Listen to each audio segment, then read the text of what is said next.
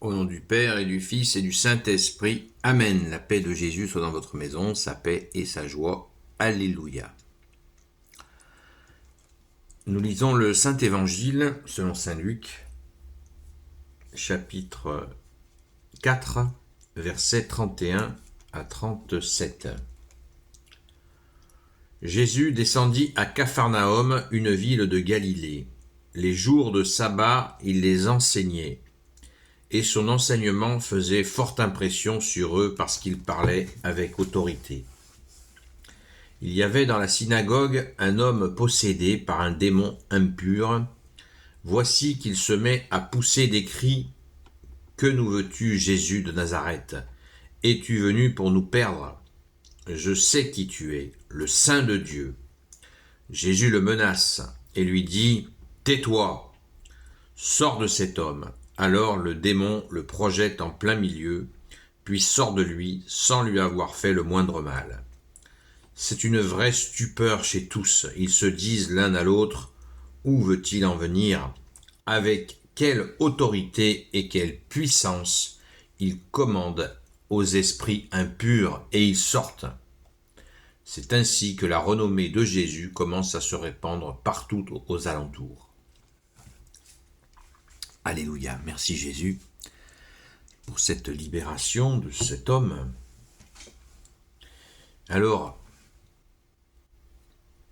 ça a fait couler beaucoup d'encre depuis 2 siècles, depuis 2000 ans, depuis 20 siècles. Comment se fait-il que le démon sache qui est Jésus? Super question. Et oui, cette expression est reprise en boucle par bon nombre de religieux, dont je ne suis pas.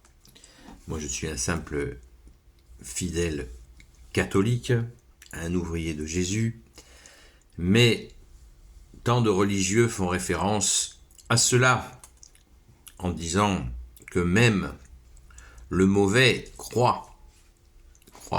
il croit en qui est Jésus, il sait qui est Jésus. On va reprendre ça parce que c'est absolument central dans l'Évangile. Il y avait dans la synagogue un homme possédé par un démon impur. Voici qu'il se met à pousser des cris. « Que nous veux-tu, Jésus de Nazareth? Es-tu venu pour nous perdre? Je sais qui tu es, le Saint de Dieu. » Voilà, le Saint de Dieu, le Fils de Dieu. C'est clair, c'est limpide. Le mauvais sait que c'est fini pour lui. Il ne peut plus faire ce qu'il souhaite. Il est dégagé. Et Jésus le menace et lui dit « Tais-toi, sors de cet homme. » Alors le démon le projette en plein milieu, puis sort de lui sans lui avoir fait le moindre mal. Ben voilà. Voilà la libération. Jésus est venu et on peut tout à fait se dire que Jésus est l'exorciste de toute la terre, puisque le Père l'a institué seul sauveur du monde. Voilà ce que fait Jésus avec le prince de ce monde, il l'expulse. Mais Jésus ne peut pas le faire sans nous. Et oui, il nous faut choisir Jésus pour pouvoir être libérés du démon, des armées de démons. Jésus est plus fort. Merci Jésus, quelle puissance. Donc on se souvient, mettez ça dans un coin de votre tête, que si vous doutez de qui est Jésus, le démon lui-même ne doute pas du tout. Il sait, il connaît sa fin, il sait que son temps est compté, il en profite, mais que Jésus a le dernier mot. Merci Jésus, alléluia. Gloire soit au Père et au Fils et au Saint-Esprit, maintenant et toujours, et pour l'éternité. Amen. Sachons que les cas de possession par la grâce de Jésus sont assez rares, mais il y a une phase qui précède la possession, c'est l'infestation. Le but du diable, du démon, de Satan, diable veut dire diviseur, Satan veut dire adversaire, et des démons, c'est de déjà nous infester, de nous faire sans cesse des séductions pour nous perdre. J'ai bien dit des séductions.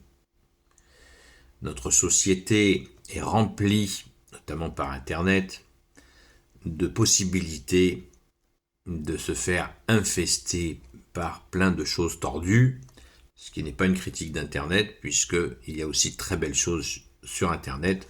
J'en use et en abuse, donc c'est pas moi qui vais m'en plaindre.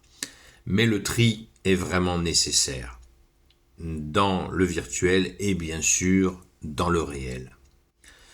Quand des gens participent par exemple à un club d'échangistes, eh bien c'est un endroit parfait pour les infestations.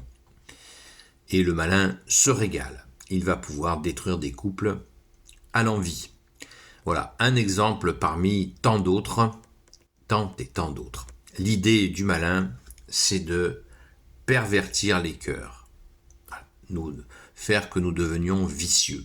C'est ça, alors que Jésus nous redresse, nous montre le haut et le bas, en nous demandant de nous concentrer sur le haut, ce qui n'est pas la négation, bien sûr, de relations, vous m'avez compris, mais bien sûr dans la fidélité, dans le respect, dans la protection, dans la constance, dans le mariage. Et tout est possible dans cette verticalité que nous propose Jésus, et il nous aide à franchir les étapes nécessaires. Merci Jésus. Et dans tous les aspects, que ça soit pour les gens qui ont un appétit de pouvoir incommensurable, et il y en a, l'appétit de l'argent, l'appétit sexuel, je viens d'en parler, eh bien Jésus, tu nous donnes des forces pour pouvoir avancer. Merci Jésus. Alléluia. Gloire au Père, au Fils et au Saint-Esprit. Amen. N'oublions pas les 3 griffes de Satan, le pouvoir, l'argent et le sexe. Ô Jésus, toi qui peux tout et qui portes tout, toi le Sauveur, toi l'Emmanuel, je te confie toutes celles et ceux qui regarderont cette vidéo ainsi que leurs proches selon ta seule volonté, ô Jésus. Sainte Marie, Reine des cieux, toi l'Immaculée Conception, toi qui écrases le serpent, toi qui as la lune sous tes pas, toi notre Mère, Notre-Dame. Saint Joseph, toi le juste et le saint, toi le sage, toi la terreur des démons, toi le saint gardien de la Sainte Église catholique apostolique. Sainte Marie-Madeleine, notre chère Sainte Patronne. Et vous, tous les saints et saintes, amis de Jésus, Saint Michel Archange qui est comme Dieu, Saint Gabriel Archange, Saint Raphaël Archange, et vous, tous les anges qui servez Jésus, je vous confie toutes celles et ceux qui regarderont cette vidéo ainsi que leurs proches, selon ta seule volonté, ô Jésus. Un petit mot pour l'église de Saint-Omer d'hier. Eh bien, j'ai mis un message cette nuit que vous pouvez consulter dans la vidéo image juste avant avec quelques commentaires que je vous invite à transmettre autour de vous. À très vite, la paix de Jésus soit dans votre maison.